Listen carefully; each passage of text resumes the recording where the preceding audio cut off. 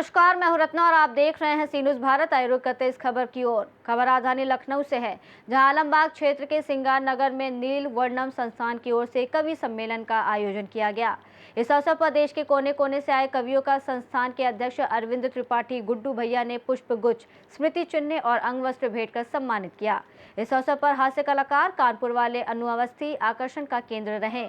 आइए देखते हैं हमारे संवाददाता उमेश विश्वकर्मा की रिपोर्ट। मर्यादा पुरुषोत्तम भगवान श्री राम जी की जयंती के उपलक्ष्य में रविवार की शाम नील वर्णम संस्थान की ओर से आयोजित कवि सम्मेलन में प्रख्यात कवि सर्वेश अस्थाना, डॉक्टर गजेंद्र सोलंकी, डॉक्टर सुरेश अवस्थी, विकास बौखल, स्वयं श्रीवास्तव, अखिलेश द्विवेदी, प्रख्यात मिश्रा सहित जाने माने हास्य कलाकार कानपुर वाले अनु अवस्थी ने शिरकत किया, जिनका संस्थान के अध्यक्ष अरविंद त्रिपाठी गुड्डू भैया ने पुष्पगुच्छ, स्मृति चिन्ह और अंग वस्त्र से जोरदार स्वागत किया।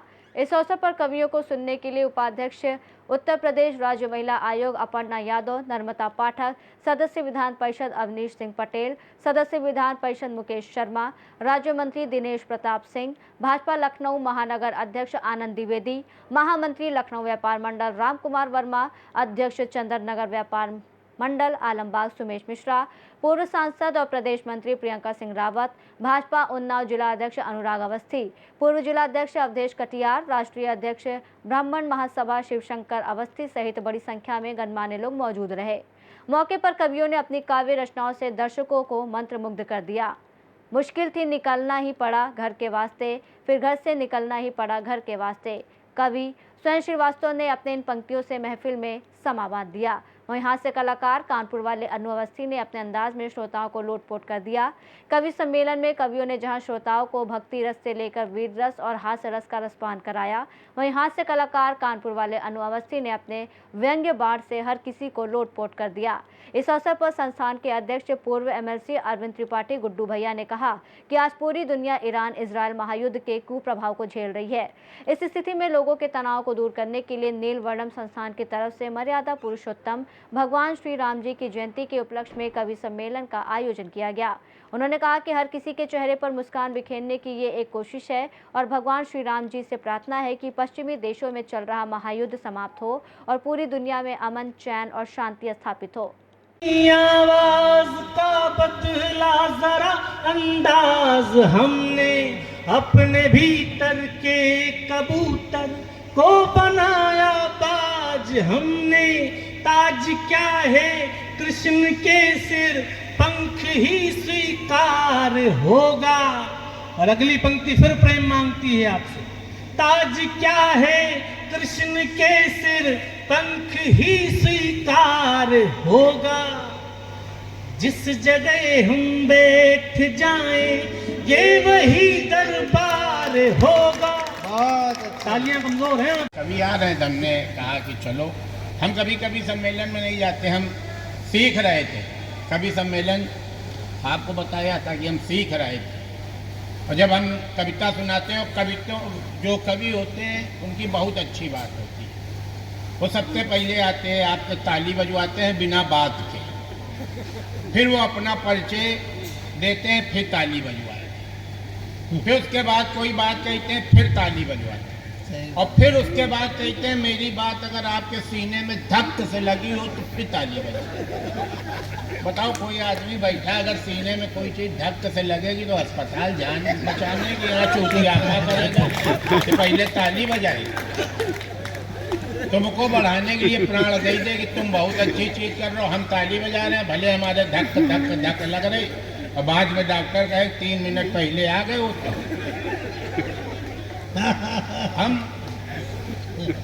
हमारे यहाँ एक हमारा छोटा भाई हेमंत है, इस समय बहुत चल रहा है।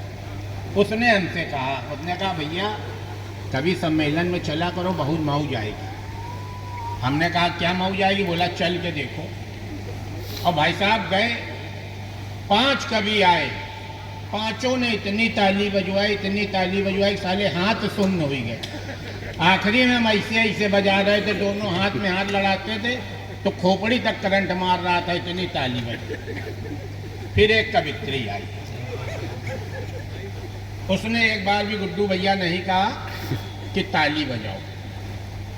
उसने कहा हम आपसे कहेंगे नहीं कि ताली बजाओ, अगर अच्छा लगे तो बजाना, हमको उसकी बस यही बात इतनी अच्छी लगी कि साला हमने अकेले ताली बजाई। हमने कहा जियो रानी, तुमने जियो रानी। और उसके बाद भाई साहब उसने कविताएं सुनाई, लोगों ने ताली बजाई। आखिरी में उसको एक गीत गाना था। अच्छा। वो गीत कुछ ऐसा था जैसे डर पिक्चर में एक गाना आया था ना कि शाहरुख खान कहता ये काली काली आंखें, और पीछे 20 लड़कियां कहती ओ ओ ओ ओ ओ ओ ओ ओ। शाहरुख खान भी कह सकता था मुकेश भाई, लेकिन वो लड़कियां धराई गई थी, नहीं बेरोजगार हो जाती। फिर शाहरुख खान कहता था ये गोरे गोरे गाल, लेकिन उनको ओ ओ ओ ओ ओ ओ ओ ओ के लिए रखा गया था। तो उसी तरह का कोई गीत उस कवित्री को सुनाना था। उसने कहा अब हम एक गीत गाएंगे और हमको आपका साथ चाहिए। समझो हम कवित्री और हम कह रहे हैं कि अब हम एक गीत गाएंगे और हमको आपका साथ चाहिए। अब हम कई सबसे रहे, और लेकिन गुड्डू भैया समझे कि इधर भाई एक हाथ है, चारों तरफ तो करना दे, ऐसे करेंगे हमको आपका साथ चाहिए। और गुड्डू भैया गलत दृष्टि से देख रहे हैं कवि सम्मेलन। जैसे उसने कहा कि हमको आपका साथ चाहिए, हम जाना हम ही से कही रही, अखिलेश भैया हम जाना वो हम ही से कही रही। हम खड़े भाई, हमने कहा खाली शनिचर इतवार तुम्हारे साथ नहीं रह पाएंगे, बाकी 5 दिन जब चाहो हम हाजिर। फिर हेमंत ने कहा मौज आई, हमने कहा बहुत मौज आई। हेमंत ने कहा तुम भी कवि बन जाओ। शिवशंकर भैया हम भी कवि बन गए। कवि के साथ बहुत समस्या है। ये अखिलेश द्विवेदी 24 कैरेट का कवि है। कवि के साथ समस्या ये है अगर पब्लिक साथ ना दे तो उसको आगे की कविताएं याद नहीं आती, उसका मन नहीं चलता है। पब्लिक सोचती है ये चूतिया है, कवि सोचता है ये चूतिया है, दोनों एक दूसरे को। और यही हुआ कि कवि सम्मेलन में अगर कविता साथ ना हो, हम कविता सुनाते थे, कोई ताली नहीं बजाता था। वो लोग सोचते थे ये टोपा टाइप का आदमी है।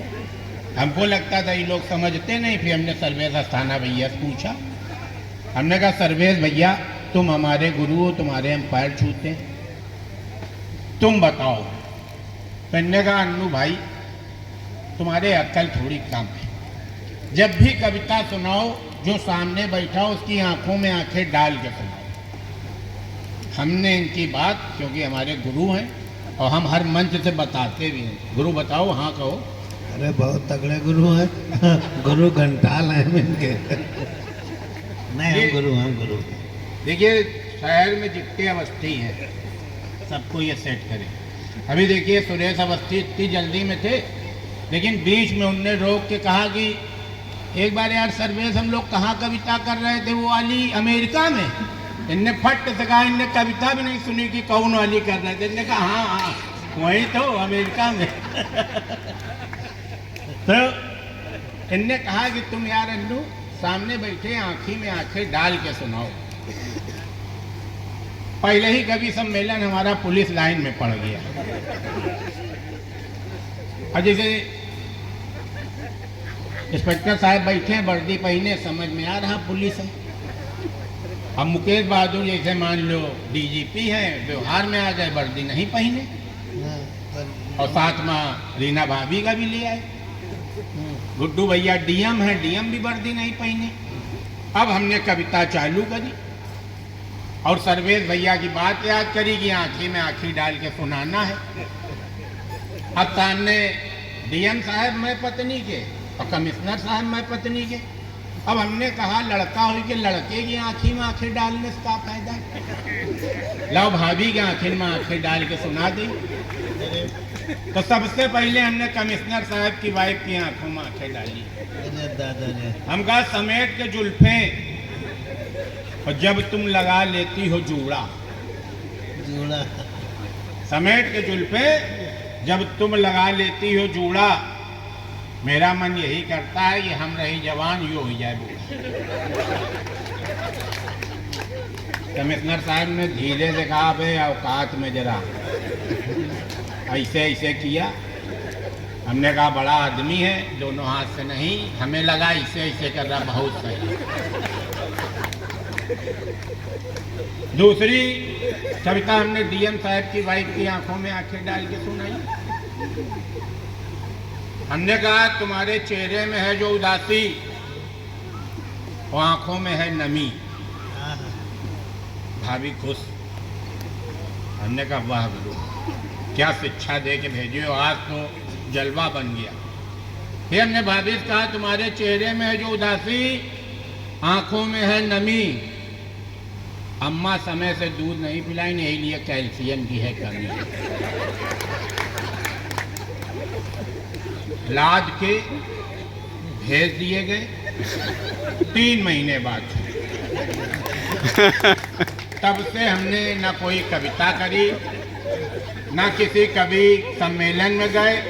हम केवल वहीं गए जहाँ सर्वेश भाई ने कहा कि तुम चले आओ, हम हैं, तुम चिंता न करना, सबसे आखिरी में पढ़वाएंगे तुमको, सबसे आखिरी में फायदा ये रहेगा, तुम बचोगे, हम बचेंगे, बैरे बचेंगे, और कुछ जो करा रहा होगा उसका स्टाफ बचेगा, तुमको सुनने वाला कोई नहीं बचेगा। जैसा कि आप देख रहे हैं कि कवि सम्मेलन में अपर्णा जी यहाँ पर मौजूद हैं। मैं इस कवि सम्मेलन को लेकर, हालांकि आज भगवान पुरुषोत्तम भगवान श्री रामचंद्र की जयंती के उपलक्ष्य में यह कवि सम्मेलन गुड्डू भैया द्वारा आयोजित किया गया, क्या संदेश देना चाहते हैं? सर्वप्रथम मैं आदरणीय अरविंद जी का बहुत बहुत धन्यवाद देना चाहती हूँ, हमारे प्यारे गुड्डू भैया का, कि उन्होंने इतना सुंदर सुगम जो है कवि सम्मेलन रखवाया है अपने गृह पे, और बहुत सेलेक्टेड लोगों को बुलाया है यहाँ पर। मैं सौभाग्यशाली हूँ कि मैं भी उनकी फहरिस्त में हूँ, पहली बात तो। और देखिए, हम लोग जो है हर समय अपनी प्रॉब्लम्स को लेकर के बहुत परेशान रहते हैं, और राजनीतिक दृष्टिकोण से भी देखिए, सामाजिक रूप से भी हर व्यक्ति की लाइफ में बहुत सारी प्रॉब्लम्स होती हैं। आज हाथ से कवि आए हैं, सब लोग इकट्ठे हुए हैं, और जैसे डे टू डे जो लाइफ में होता है, हमारे मंडेन लाइफ में जो होता रहता है, उसमें जो है हाथ से व्यंग ढूंढना, ये एक अच्छी बात है। और मुझे बहुत अच्छा लगा कि कई सारी ऐसी चीजें उन्होंने बोली जिसमें सच में प्रस्फुटित होकर के मन बड़ा आह्लादित है। तो बड़ा रिलैक्स होकर के जा रही हूँ। अभी मेरी वीडियो कॉन्फ्रेंसिंग है, वरना मैं थोड़ी देर और रुकती यहाँ पे, बट मुझे बहुत अच्छा लगा यहाँ पे। जैसा कि आप देख रहे हैं कि प्रभु श्री राम जी की जयंती के उपलक्ष्य में पूर्व एमएलसी अरविंद त्रिपाठी गुड्डू भैया की तरफ से अपने आवास पर कवि सम्मेलन का आयोजन किया गया है, और इस समय पर, इस अवसर पर जाने माने देश के कवि यहाँ पर मौजूद हैं। और इस अवसर पर अन्नू अवस्थी जी, जो प्रख्यात हास्य कवि हैं, वो आकर्षण का केंद्र रहे यहाँ पर, और आप हमारे साथ हैं, इनसे हम बात करना चाहेंगे। अवस्थी जी, इतना समय कैसे आप निकाल दिए? रोज तो जो है, कभी जो है भौजाई का जो है कपड़ा धुल रहे हैं, घर का जो है राशन पानी बर्तन धुल रहे हैं सब, उसके बाद जो है आज कैसे समय मिल गया इतना? देखिए गुड्डू भैया हमारा परिवार है, पहली चीज। दूसरी चीज, सिलेंडर की मारामारी है, और ऐसी मारामारी में इनने 20 किलो चैला मंगवा के उसका कोयला कराया और खाना बनवाया। तो मैं पत्नी के यहाँ पे आए हैं, समय नहीं निकाला, हम लोग साथ आए हैं। अब यहाँ अभी खाना खाएंगे, उसके बाद आराम से जाएंगे। उससे फायदे 2 होंगे, एक घर में खाना नहीं बनाना पड़ा, दूसरा काम नहीं करना पड़ा, और तीसरा गुड्डू भैया के बुलाने से पूरा लखनऊ शहर इकट्ठा हुआ, तो हम लोग भी फिर इकट्ठे। लेकिन आप तो रेले जाएंगे, इसलिए कि जो है आप यहाँ अकेले हैं, भौजाई तो है नहीं यहाँ पे। भौजाई तुम्हारे लिए बुला दे, भौजाई जहाँ रहना चाहिए वहाँ है। वो तो वीडियो में देखा जाता है ना, सब देखा था आप, एकदम ऐसा लुढ़क जाते हो 2 मिनट में जब गर्मात है भौजाई। भौजाई बहुत गर्म है, इसीलिए लुढ़क जाता है, और भौजाई का जहाँ होना चाहिए वन है। हमसे कोई बताइस रहा सी न्यूज वाला जब आवे तो थोड़ा भौजाई का दूर रखना। अच्छा अच्छा अनु भैया, ये तो मजाक की बात है, और हालांकि आज जो वैश्विक समस्या चल रही है, ईरान और इजराइल का युद्ध चल रहा है, और हम लोग यहाँ पर पूरी दुनिया तनाव में, हम लोग ठहाका यहाँ लगा रहे हैं, क्या कारण है? देखो, ठहाका लगाना अपने सौभाग्य की बात है, ठीक है। इजराइल का युद्ध चल रहा, कुछ लोग ओमा परेशान है, कुछ अमेरिका परेशान है। एक विपक्ष का नेता, उसके चिलुआ पड़ गए, पूरी सर्दी नहीं नहाई, सब नहाई तो के। तो सबके साथ अपनी अपनी परेशानी है, कोई की परेशानी कोई दूर नहीं कर सकता। अगर भगवान किसी को परेशान करें तो आप वो की परेशानी दूर करे, चक्कर में पढ़ो भी ना, भगवान से बयाना न लो। भगवान आपका परेशान कर रहा और हम आके आपका 10,000 दे दे, जाओ ये कर लो, फिर भगवान हमका परे। इसलिए भैया जो जैसे स्थिति में काट रहा होगा जिए दो, ज्यादा उंगली कोई के ना करो, अपना अपना देखो, अपनी भक्ति करो, अपन मान सम्मान बचाओ, अपने मदद करने की जो इच्छा है लोगों ने। अब गुड्डू भैया के बजट बढ़ा, उनने कभी सम्मेलन करा दिया। अब गुड्डू भैया कहते हैं कि बजट बढ़ा है, लाओ 5 लोगन के हम ऑपरेशन कर दो, भगवान वहां बुलाने के लिए उनका नाम लिखे। भाई किसके ऊपर बीतेगी, के ऊपर बीतेगी बताओ। तो जो जाने के लिए तैयार है ओका जान दो, भगवान न बनो। आर्थिक मदद कर दो, इसे हंसी मजाक वाली कर दो। बहुत ज्यादा नेता बनोगे तो फिर खुदे तैयारी रखो। अन्नू भैया, आपको सोशल मीडिया पर पूरी दुनिया देखती है और बहुत आपको चाहती भी है, लेकिन एक बात समझ नहीं आ रही, आप अपने साले साहब से इतना चिढ़ते क्यों हैं? सराज से तो खुश रहते हैं, साले चिढ़ने दो। और जहाँ साली की बात आती है तो आप तो पैंट वैंट कस के जो है निकल लेते हैं। हाँ, थोड़ा उनसे ज्यादा हम वो रहते हैं तो गायब हो जाते हैं। इसी क्रम में जाने माने कवि स्वयं श्रीवास्तव जी हमारे साथ हैं। आज आपने तो मंच पर समा बांध दिया, हम चाहते हैं कुछ पंक्तियां सुनाइए। पहले सी न्यूज़ का बहुत आभार कि आप इस कार्यक्रम के साथ थे, और मैं 4 पंक्तियां पढ़ देता हूँ जो पूरे देश में वायरल हैं और आपके। मुश्किल थी संभलना ही पड़ा घर के वास्ते, फिर घर से निकलना ही पड़ा घर के वास्ते। मजबूरियों का नाम हमने शौक रख लिया, हर शौक बदलना ही पड़ा घर के वास्ते। स्वयं जी, आप इस कविता की लाइन में एक होता आप युवा हैं और तमाम सपने लोगों के होते हैं, इस विषय को क्यों चुना आपने? 12 साल से मैं कवि सम्मेलनों में हूँ। मुझे लगा कि कवि सम्मेलनों में बहुत सारी बातें हो रही हैं, लेकिन युवाओं के संघर्ष की कोई बात नहीं हो रही है, और एक बड़ी आबादी के विषय रखे ही नहीं जा रहे हैं कवि सम्मेलनों में। तो मैंने कोशिश की कि युवाओं के मन का जो अंतर्नाद है उसको कविता में शब्दों के माध्यम से ढाल के मंचों पर रख सकता हूँ, और उसी कोशिश में हूँ और लोगों को बहुत प्यार मिल रहा है। प्रेरणा कहाँ से मिली? प्रेरणा कुछ नहीं, जीवन, क्योंकि हम जो सीखे हैं दुनिया से ही सीखे हैं, दुनिया देख के सीखे हैं। तो दुनिया में जो चल रहा है उसी का प्रतिबिंब मेरी कविता में आपको नजर आता है, और हर दिन कुछ नया सीख रहे हैं, सीखते हैं। तो इसी क्रम की विकास यात्रा है। फिलहाल एक बात है, कवि अपने कविता के माध्यम से समाज को जोड़ने की बात करता है और समाज के स्ट्रेस को दूर करने की बात करता है, और तमाम ऐसे बिंदु हैं जिनमें सामंजस्य स्थापित करता है अपनी कविता के माध्यम से। जनता से क्या अपील करना चाहेंगे? बस जनता बहुत समझदार है, और जनता हमेशा खाई खोदने वालों से बहुत दूर रही है, और कविता समाज को जोड़ने का काम करती है। 2 धर्मों को जोड़ने की बात करती है, 2 दिलों को जोड़ने की बात करती है। कविता का वही काम है, और जनता भी बहुत जागरूक, इसीलिए हमारा देश इतनी स्थिति में इन दिनों जब पूरा विश्व ये युद्ध में है, तब हमारे भारत में ऐसे पैनिक में है, तब भारत हमारा उत्सव बना रहा है, और ये भारत का जो शक्ति संतुलन है ये बहुत आवश्यक है, और मैं इससे बहुत खुश हूँ। बिल्कुल, कहीं न कहीं आप जैसे कवियों का बड़ा योगदान है लोगों को स्ट्रेस दूर करने के लिए। और प्रख्यात मिश्रा जी हमारे साथ हैं। प्रख्यात जी, आपने गजब का मंच का संचालन किया है। प्रख्यात जी, क्या कहना चाहेंगे? सबसे पहले आपके सभी दर्शकों को बहुत बहुत धन्यवाद, और आपका धन्यवाद जो आपने इस कवि सम्मेलन को कवर अप किया। और निश्चित रूप से मैं 4 पंक्तियों के माध्यम से अपनी बात रखने की कोशिश करता हूँ। कवि सम्मेलनों का उद्देश्य क्या हो सकता है? मनोरंजन के कई साधन है, मगर कवि सम्मेलन में खास क्या है कि प्राण दे दिए जिन्होंने भारती की आरती में, प्राण दे दिए जिन्होंने भारती की आरती में, क्रांति अग्नि धध काने वालों को न भूलना, लाडलों ने वक्त पर रक्त की आहुतियां दी, लाडलों ने वक्त पर रक्त की आहुतियां दी, राष्ट्र धर्म यूं निभाने वालों को न भूलना, लाडलों को यूं भुलाने फांसियों पे यूं कि प्राण दे दिए जिन्होंने भारती की आरती में, क्रांति अग्नि धध काने वालों को न भूलना, और वक्त पर रक्त की है आहुतियां दी गई हैं, फांसी वंदे मातरम गान गाने वालों को न भूलना, और उत्सवों महोत्सवों को शान से मनाए किंतु छातियों पे गोली खाने वालों को न भूलना। तो ये जो एक उद्देश्य कवि सम्मेलनों का रहा है वो हमेशा से रहा है। कवि सम्मेलन संस्कार की बात करते हैं, कवि सम्मेलन एक स्वस्थ मनोरंजन की बात करते हैं, जहां पर आज के समय पर जाहिलपना और फुहड़ता और अश्लीलता हास्य के नाम पर परोसी जा रही है। वहाँ कवि सम्मेलन एक स्वस्थ मनोरंजन, एक स्वस्थ संदेश, एक स्वस्थ जो मैसेज है वो समाज को देने का काम है। किंतु आप वीर रस की बात करते हैं जी, तो मैसेज देने के लिए तीनों विधा है, वीर रस है, गीत है, श्रृंगार है, यह हास्य है। अपने अपने तरीके से अपनी अपनी विधा में हर कोई अपनी बात, अपना संदेश दे सकता है। एक बात, एक बड़ा अहम सवाल है, शायद आपके सामने ना आया हो।